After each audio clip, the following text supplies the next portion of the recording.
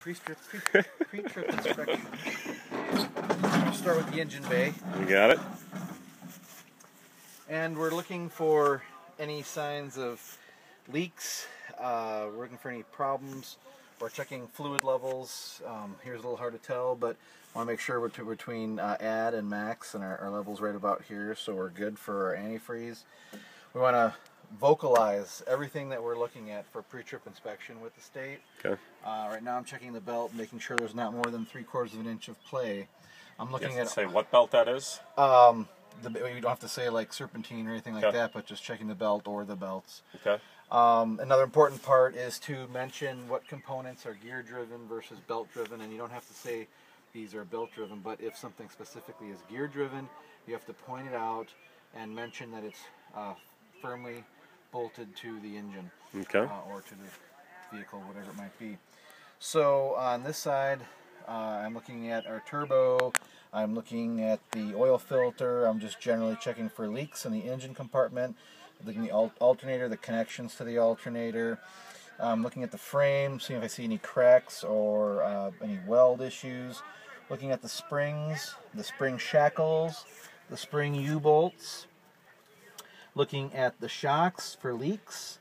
I'm also looking at the spindle area here, which is part of the steering, and the connecting rod, sway rods that connect the steering. And I want to grab them, shake them, make sure I can't move them. While I'm back here, I'm looking at the back side of the rim for dents, cracks, or welds. Looking at the brake pad, making sure that I have sufficient brake pad for this particular trip. And Where do you see the brake pads on there? Right down through here, you can see the brake pad. Okay. So then I'm also looking at the brake hoses for rips, tears, leaks, these being the flexible hoses. Then the hard hoses, are they in good condition for the brake system? Looking at our windshield washer reservoir, do we have enough liquid in there for this particular trip? And we do. Now, what were the things over here you said you needed to say were bolted down? well, I had gotten marked off because I didn't say that the alternator was firmly bolted to the motor, but that technically only happens when it's gear driven, so they marked me down incorrectly. So then when we look at the front tires, we want to say that we have 4/32 of an inch of tread, or more. We are exceeding that. And also these tires are not what's known as either re-grooved, recap, or hot cap. They have to be new through and through. When we get to the rear, I'll show you what a hot cap tire looks like. Okay. And only the front ones need to meet those? The front ones need to not be any of those other types. It has to be a new tire, not one that's been refurbished, put back into service. So at each tire, we want to point to the valve stem, say this is where I would check for air, and then when you are actually checking for air, you would check it here. And you do that on the pre-trip inspection with yes, DOT? with DOT for sure. Well, and they don't actually have you check it for air, they just have you say you have a gauge in the truck and the vehicle, and that's where you would check it for air. Okay. Then you want to look through the rim and look at the brake disc, make sure it looks to be in good shape, and see the brake pad and that you have enough pad. So here's your lug nuts.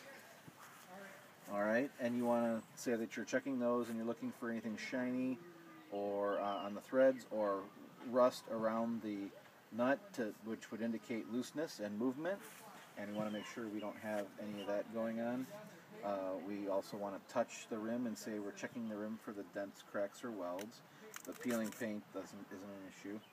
This is our axle seal. We want to make sure that we say that we're checking it has a good seal and it's not leaking. For basically bearing protection, you just say that axle seal is not leaking. One of the other things that I didn't mention when I think about it, talking about the leaf springs, we want to make sure that we don't have any cracks. You can have a few cracks, but then sometimes when they're cracked, they can shift out of the stack, and we want to make sure we're looking for that shift, and if anything could possibly come in contact with the tire. But our leaf springs don't have that issue, so we don't have to worry about that. Okay. Now, this is just one side of the engine. We have to go to the other side of the engine.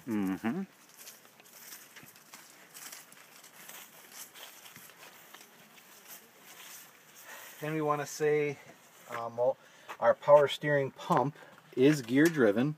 It's firmly connected to the motor. we're checking the hoses for the power steering, which are here, looking for any kind of cracks, leaks, issues. This is where we would check the power steering fluid. And so that all in itself looks okay to us. This is where we would check transmission fluid, but we don't pull the lipstick out for inspection and tell them that on the test. Okay. So on the inspection, you're telling them that you're looking for all these things and checking them, but that's primarily all you're doing is saying that this is where you would do that. Okay. Then this is now in a actual pre-trip. You wouldn't check trans fluid because it needs to be checked hot. It'd be a during trip stop. Oil you would check on a pre-trip and make sure that it's at the right level. Then part of the continuation of the pre-trip inspection, we want to talk about the brake fluid reservoir. This particular bus, to the best of my knowledge, is not ABS. But if you mentioned that if it is ABS, that the light comes on the dash when you run it. Then you check for your brake fluid. And is that just a visual inspection? Just a visual inspection. It's a little hard to see through here, so you need to look down and say you're checking for brake fluid and has sufficient amount. Then in the steering components, we want to see, we're looking, I see a little bit of a leak here on the seal for the power steering, but it's not a bad enough one to take the vehicle out of commission. So we're going to allow that to go. This is known as our pitman arm. I want to say that we're looking at like the cotter pin, looking to make sure that it's in place, that there's looks like there's any movement, that all the bolts appear to be tight, including the bolts for the gearbox itself to the frame. This is a drag link. I want to make sure that we say it's in good condition, and we're not getting any play, and we're not. Our shocks again. We're going to talk about our shock. Make sure there's no leaks. Talk about our leaf springs again. Make sure we mention our U-bolts and our axle that connects the two, that they're in good shape. Our spring shackles, both sides, front and rear. Also, again, talk about the brake hoses and the solid brake lines, saying that we're looking for cracks, leaks, any kinds of issues that might cause a problem. Then we're back into the spindle area, kingpin area, which goes up and down and connects here. Where's the kingpin? The kingpin connects the top to the bottom right in the center here, and that's where the wheel pivots. Okay. Is on the kingpin. Yep. Just we're looking to see if there's any issues, making sure our cotter pins, cotter keys are in place. There's no shiny metal would indicate something is shifted or is loose, so we're looking for that sort of thing. Checking our rim again for cracks, welds, or breaks, dents. Looking at our brake pad again, looking at our rotor. One thing I didn't say about the tire on the other side that I should have said at each tire is I'm checking the sidewalls for any kind of cracks or wear. Wear, gouges. I'm checking for any kind of exposed reinforced material. In other words, the rubber's getting down and we expose like that webbing. Anything like that would be unacceptable to operate. And that's pretty much same thing on the outside of the wheel here. Yep, you do the same thing. You go to the lug nuts again. You repeat that same process. Repeat the axle, all that. Sometimes they'll tell you only show me something if it's specifically different on the other side. Okay. In the testing portion, but in our pre-trip we want to check all these things all the time. So at this point, the other thing that we also would mention, we talk about the radiator, and we don't see any damage to the radiator, no leaks, and from under to the side we don't see any leaks or drips. So then you can close the hood and start with the rest of the inspection to the vehicle.